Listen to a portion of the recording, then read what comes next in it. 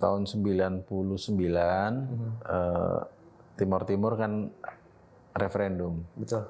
Nah udah saya dikirim ke sana di Timor Timur. Oke. Kirim Timor Timur, liputan macam-macam sampai menjelang pengumuman hasil referendum. Iya. Ini yang paling berkesan menurut saya. Pada saat menjelang hasil referendum diumumkan, itu beredar isu bahwa wartawan tuh akan di-sweeping. Kita media umum memberitakan dengan berpegang pada nilai-nilai jurnalisme, tapi dari sisi perspektif, dari sisi aspirasi, ya kita banyak sekali membawa aspirasi, membawa sudut pandang komunitas Muslim mayoritas di Indonesia.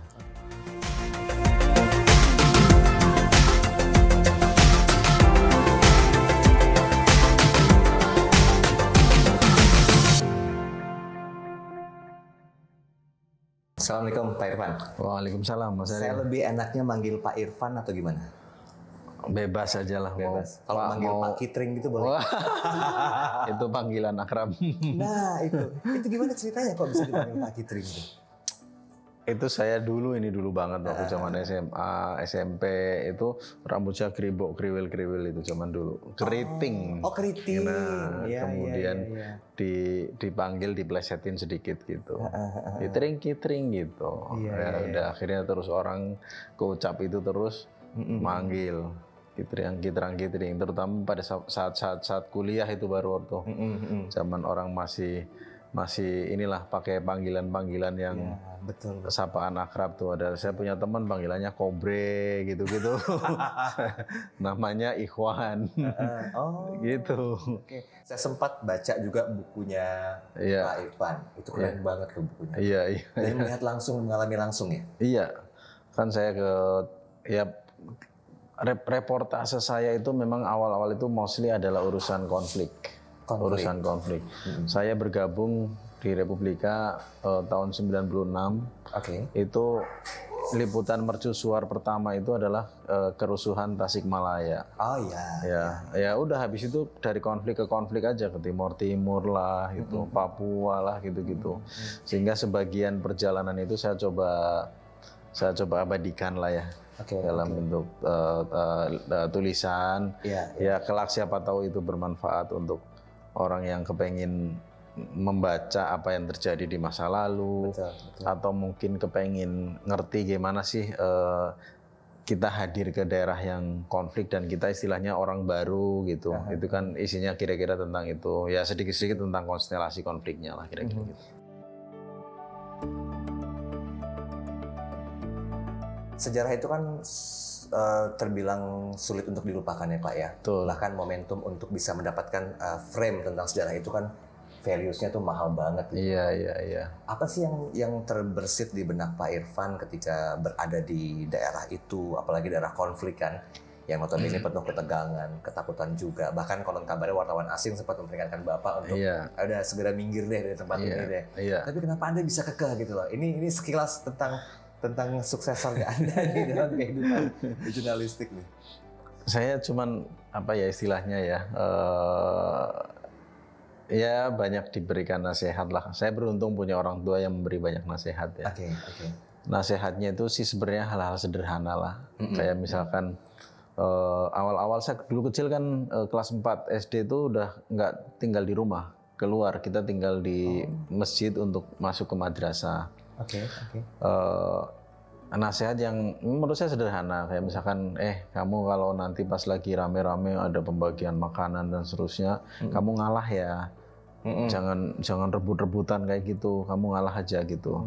Nanti kalau memang rezekinya kamu akan kebagian kok gitu. Nah itu membekas kepada diri saya. Terus ya nasihat kayak kamu kalau punya makanan dibagi, harus yang baik sama orang. Kalau orang kepengen baik sama kamu harus baik sama orang gitu. Nah prinsip-prinsip nilai-nilai itu rupanya nempel dalam diri saya. Sehingga pada saat kita masuk ke daerah konflik, itu kan bayangannya perang, bunuh-bunuhan.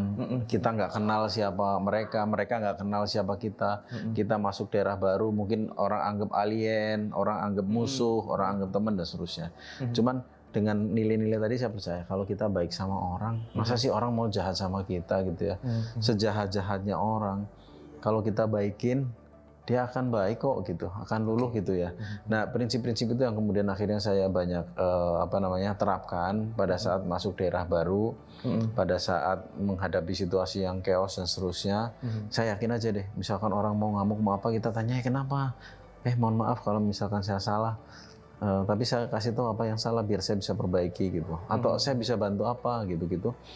Orang menjadi lebih respect, menjadi lebih cair berkomunikasi. Yang tadinya sudah kayak mau perang gitu bisa jadi akan.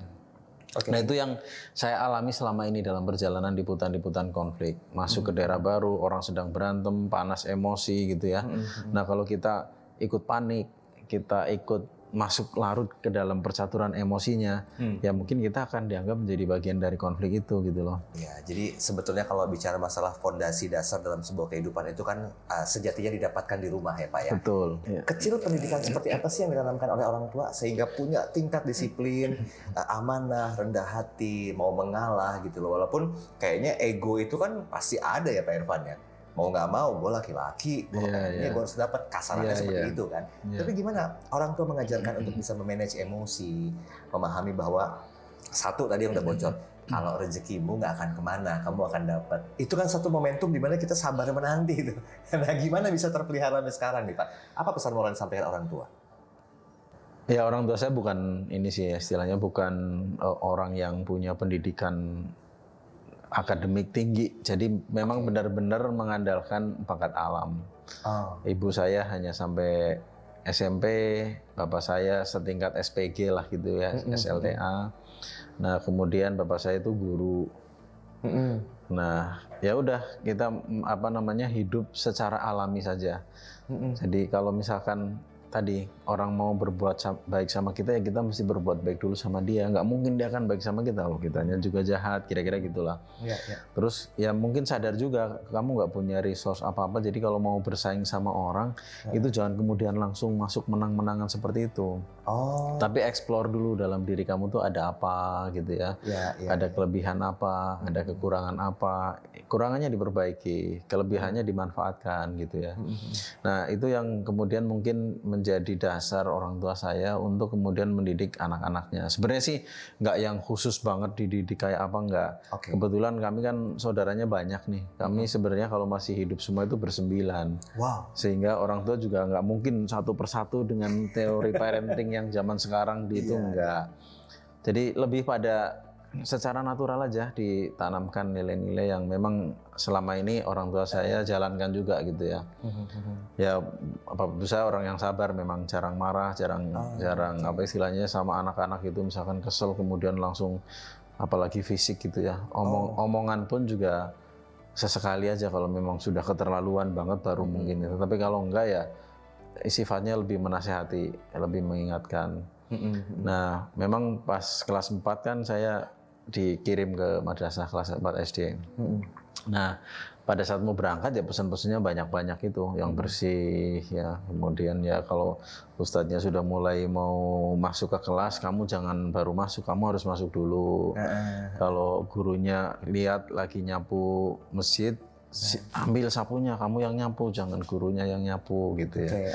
Kan berbakti sama guru dan seterusnya itu perbuatan baik kayak gitu-gitu. Nah, itu yang nasihatnya sederhana, tapi sebenarnya kemudian ketika kita tumbuh, ketika kita berada pada ekosistem yang beragam begini, itu ternyata baru saya rasakan itu bekal yang penting gitu ya. Ya dulu mah nggak pernah ngerasa ya. Dulu nggak kerasa, dulu ini ya biasa aja lah ya gitu ya, biasa-biasa aja.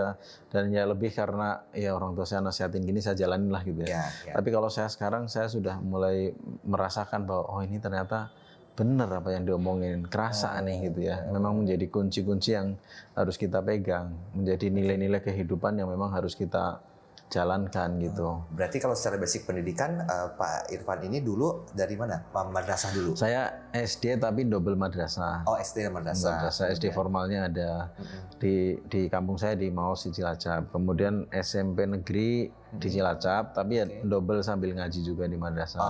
Jadi sampai lulus SMP saya tinggalnya di masjid. Tinggal di, bukan masjid sih, jadi masjid tapi kemudian disekat. Nah, sampingnya itu tempat kita tidur di situ. kemudian ngaji segala macam lah. Nah, kemudian baru setelah SMP lulus merantau ke Jogja di SMA Muhammadiyah 1 Jogja. Gitu. Terus habis itu pindah kuliah di Bandung di Pajajaran. Nah, ini mulai tertarik masuk ke media tuh gimana ceritanya? Ceritanya sebenarnya juga istilahnya bukan sesuatu yang saya cita-citakan dari awal. Sama. Benar. Jadi waktu kecil itu ditanya cita-cita itu saya selalu paling bingung, Mas Daril. Karena saya istilahnya nggak punya ambisi mau jadi dokter, jadi polisi, jadi pilot apa segala nggak punya ambisi begitu. Jadi kalau ditanya teman-teman ditanya cita-citanya apa pada bisa jawab semuanya. Saya nggak bisa jawab. Saya jawabannya, alhamdulillah pokoknya jadi manusia yang berguna gitu aja. Amin. Selalu seperti itu jawabannya. Cita-citamu jadi apa aja deh, yang penting bermanfaat gitu ya. Nah kemudian memang selepas lulus SMA, itu saya sempat masuk kuliah di Sastra dan Budaya UGM. Karena di situ ada satu dosen yang saya sering baca karyanya, almarhum Profesor Umar Khayyam. Nah itu saya ikutin ketika di Jogja baca itu, kemudian ya saya kepengen kayaknya jadi muridnya asik deh gitu. Ya masuklah ke jurusan itu, tapi kemudian di tengah perjalanan orang tua kayaknya kurang cocok. Kurang cocok. Dan pada saat mau masuk seleksi namanya dulu MPTN itu orang tua saya juga nggak nanya, nggak apa gitu ya. Pokoknya udah kuliah, udah Pak, udah mulai kuliah ya udah mulai kuliah. Nah tapi kemudian berikutnya nanya barangkali pengen tahu kuliahnya di mana sih gitu. Oh di Sastra Budaya UGM gitu. Kayaknya nggak usah diterusin lah kira-kira gitu. Bisa diterusin. Ya udah, kemudian saya keluar, nggak nerusin. Faktor ekonomi? Ya lebih faktor karena kurang sreg aja orang tua saya. Oh gitu? Iya, karena buat saya orang tua itu jalur untuk Allah meridhoi kita gitu loh. Jadi ketika orang tua kurang cocok ya udah saya juga mungkin Allah nggak ridho juga dengan ini kira-kira gitu. Akhirnya udah saya nggak nerusin, nganggur. Nah tahun depan itu diminta untuk ikut lagi UMPTN. Nah ikut UMPTN, kemudian saya dulu SMA-nya fisika, jadi bisa punya 3 pilihan. IPC namanya, ilmu pengetahuan campuran. Jadi bisa sebagian sosial, sebagian eksak. Saya ambil formulir UMPTN, itu bisa ngambil 3. Nah tapi formulir itu untuk yang pilihan kuliahnya nggak saya isi. Saya bawa pulang, saya serahkan ke orang tua. Ini silahkan saya mau diminta kuliah di mana. Ini jurusannya bisa milih 3. Nah kemudian saya ingat bapak saya nanya-nanya kalau yang itu apa namanya jurnalistik ada nggak gitu. Saya buka di buku panduan UMPTN. Ini ada nih Pak di Universitas Pajajaran. Ya udah itu aja pilihnya gitu. Akhirnya udah dipilih lah jurusan jurnalistik Fakultas Ilmu Komunikasi Universitas Pajajaran pilihan pertama. Nah pilihan pertama. Kemudian kan masih ada 2 pilihan. Nah saya pilihan kedua, pilihan ketiganya apa? Orang tua saya bilang terserah kamu lah gitu. Nah udah saya isi tuh pilihan keduanya elektronika instrumentasi UGM, pilihan ketiganya Fakultas Kedokteran Undip waktu itu. Ya pas begitu masuk ujian dan seterusnya ya saya kerjakan semaksimal mungkin, minta diberikan yang terbaik. Ternyata pas diumumkan keluar saya diterimanya di jurnalistik. Nah udah disitulah saya mulai menggeluti. Awalnya juga bingung ini ilmu apa gitu ya. Karena persimpangannya luar biasa di situ. Belajar hukum, belajar sosiologi, belajar filsafat, belajar antropologi, belajar statistik, macam-macam. Saya awalnya juga bingung ini kuliah apa sih? Semuanya ada mata kuliahnya gitu. Tapi ternyata memang baru saya tahu ilmu komunikasi itu adalah persimpangan paling rame dalam ilmu sosial. Setuju. Karena kalau ditarik dari seluruh zaman sekarang itu ada public speaking, ada table manners education-nya. Wah, banyak tuh ya. Kayaknya anak-anak zaman sekarang kalau memilih hal itu tuh ya harus siap dengan mental dan juga psikologisnya juga ya, Pak. Oke, berarti singkat cerita setelah Bapak menekuni jurnalistik, merasa nyaman karena didukung sama orang tua, diridhoi juga oleh orang tua, itu langsung masuk ke Republika atau sempat pindah-pindah dulu? Enggak, jadi tahun 96 itu mata kuliah, saya masuk 92. 95 lah itu mata kuliah sudah selesai semuanya. Saya nggak kejar yang IPK-nya bagus banget, nggak, pokoknya udah selesai mata kuliah semuanya oke udah. Saya nggak mau yang C diulang, yang nggak, udah lah selesai dah. Nah 95 selesai, 96 saya magang di Republika di Bandung. Magang lah ya, jadi istilahnya koresponden zaman itu yang kita dibayar per tulisan, berartikel gitu. Udah jalan terus ya, alhamdulillah kemudian bisa menghidupi. Ya, akhirnya saya bilang sama orang tua udah nggak usah kirim-kirim apa-apa lagi. Saya sudah bisa mandiri, udah dapat beasiswa Super Semar waktu itu. Wow. Jadi double nih ya, udah. Udah saya bilang udah stop ya, saya bisa udah membiayai sendiri gitu. Ya udah terus keterusan sampai akhirnya lupa untuk menyelesaikan tugas skripsi. Sampai kemudian akhirnya diingetin sama kampus, ini udah mau beres nih kuotanya nih gitu ya. Diselesain dong cepet gitu. Nah, baru akhirnya saya ngebut bikin skripsi. Skripsi tahun 98 lulus. 98 lulus, tapi sambil bekerja terus, sambil skripsi, sambil bekerja reportase dan seterusnya di Republika terus. 98 lulus, kemudian baru saya ditarik ke sini, diangkat sebagai karyawan di Jakarta. Oh, langsung karyawan. Waktu itu masih koresponden namanya. Sekarang jadi karyawan, pindah ke Jakarta. Ya udah, mulailah liputan-liputan di Jakarta. Memang waktu itu lagi mau panas-panasnya suksesi. Waktu itu lagi mau panas-panasnya reformasi dan seterusnya. Betul, 98. Iya, 98. Ya udah, kita terjun lah, Semanggi 1, Semanggi 2 lah kayak gitu-gitu. Kita ada di lapangan di situ, udah terus sampai keterusan sampai sekarang. Nah, kemudian tahun 99 Timor Timur kan referendum. Betul. Nah, udah saya dikirim ke sana di Timor Timur. Kirim Timor Timur, liputan macam-macam sampai menjelang pengumuman hasil referendum. Ini yang paling berkesan menurut saya. Pada saat menjelang hasil referendum diumumkan, itu beredar isu bahwa wartawan tuh akan di sweeping. Tapi saya nggak ngerti di sweeping tuh diapain, itu nggak ngerti. Maksudnya di sweeping tuh mau diapain, mau dibawa kemana, nggak ngerti. Akhirnya saya konsul sama orang yang punya penginapan saya. Namanya orang asli sana. Namanya Pak Abdullah Said Sagran. Masih ingat ya. Nah, dia itu adiknya Pak Abdullah Sagran. Pak Abdullah Sagran itu ketua MUI di sana, yang sempat punya menantu namanya Raul Lemos. Nah, saya di adiknya. Pak Abdullah Sagran bilang sama saya, ini sayang banget kamu udah ngikutin dari awal dan seterusnya, ini tinggal gongnya, masa kamu mau tinggal pergi, katanya gitu. Tapi ini udah pada pergi semua Pak, yang wartawan asing, yang semua udah pada pergi. Kamu stay aja di sini, tetap aja di sini. Nanti kalau ada apa-apa bilang aja saudara saya, kerabat Sagran bilang aja, karena memang itu kerabat itu termasuk yang di Wibawa lah di Timur Timur. Karena beliau juga tokoh sana. Asli, tokoh masyarakat di sana. Akhirnya udah saya mantap itu dengan pilihan untuk tetap stay di sana. Nah, kemudian hadirlah hari pengumuman di Hotel Mahkota namanya di Dili. Saya datang tuh di Hotel Mahkota di Dili. Datang, kemudian hanya ada kami dari Republika, Suara Timor Timur, sama satu kameramen CNN orang Hong Kong. Sama satu namanya Robin Ong, waktu itu fotografernya Tempo. Udah, hanya kami itu yang menyaksikan proses pengumuman itu. Yang wartawan lain sudah nggak ada. Nah, akhirnya kabar sweeping itu sendiri ya. Akhirnya kabar sweeping itu. Hengkang ya. Betul. Ya, tapi kita akhirnya stay di situ sambil debar-debar juga gitu ya, ngeri-ngeri sedap gitulah. Nah, kemudian diumumkan hasilnya adalah Pro Kemerdekaan yang menang. Nah, kami pulang ke penginapan.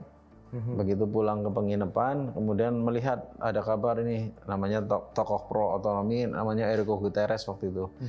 Udah di bandara nih mau meninggalkan Timor Timur, kita larilah ke bandara. Nah, ya ketemunya itu lagi, ketemu Suara Timor Timur, kameramen CNN sama saya sama fotografer sama Mas Robin Ong. Nah, kemudian wawancara lah di itu. Wawancara. Cuman posisi wawancaranya Enrique Gutierrez di depan saya di belakang begini. Sehingga dari kamera wajah saya itu kelihatan sekali. Rupanya gambar itu, karena satu-satunya kamera yang ada, gambar itu beredar di semua kantor berita, semua TV-TV itu beredar. Sampailah kemudian pada saat siang hari, orang sudah mulai ngungsi macam-macam tuh.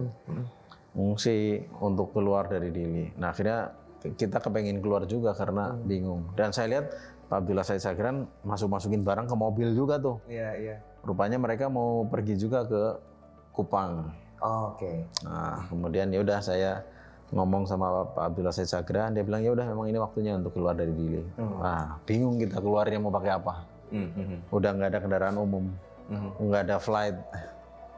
Akhirnya kita ke Polda. Gitu. Kemudian sama Pak Kapolda, tunggu ya, nanti akan ada rombongan pengungsi yang dikawal oleh Brimob. Ya udah kita naik mobil Brimob keluar sampai ke Atambua. Atambua nginep 2 malam, baru kita cari kendaraan untuk ke Kupang karena ngantri. Nah begitu dapat ada satu pemilik angkot, itu dia langsung ngomong, ini bapak yang ada di TV nih, gitu.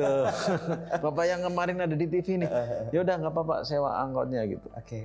Akhirnya disewain angkot, kita sampai ke Kupang. Akhirnya selamat sampai sekarang. Sampai hari ini. Hari ini. Ya udah terus saya ingat betul momen itu dan saya apa istilahnya ya, merasakan betul bagaimana Republika ini menjadi kawah candra di muka saya untuk berlatih menjadi seorang jurnalis gitu. Ya udah akhirnya saya sampai sekarang membaktikan diri di Republika. Bukan tidak ada yang menawarkan pindah. Tawaran ada banyak dan ya sebagian juga cukup menggiurkan, tapi ya udah saya di sinilah gitu. Ya karena memang ya identik dengan kacang, nggak boleh lupa dengan kulit ya Pak Irfan. Tapi sebenarnya kalau Republika ini fokusnya kemana Pak pemberitaan sekarang? Kita tetap karena kita lahir dengan amanat untuk berkhidmat pada komunitas Muslim di Indonesia. Mengingat ini adalah komunitas yang paling besar jumlahnya, sehingga Republika tetap ada di garis itu. Kita media umum memberitakan dengan berpegang pada nilai-nilai jurnalisme, tapi dari sisi perspektif, dari sisi aspirasi, ya kita banyak sekali membawa aspirasi, membawa sudut pandang komunitas Muslim mayoritas di Indonesia. Oke, berarti menyentuh ekonomi dan keuangan syariah juga. Ekonomi syariah itu adalah concern kita karena itu adalah sistem yang memang banyak diperbincangkan oleh komunitas Muslim, sehingga kita sangat concern dan ya itu mendapat porsi yang besar juga di Republika. Kalau ada paretokan gitu loh antara pemberitaan-pemberitaan yang berhubungan dengan politik, ekonomi konvensional, keuangan konvensional, ekonomi keuangan syariah sendiri mendapatkan berapa persen Pak kalau di Republika?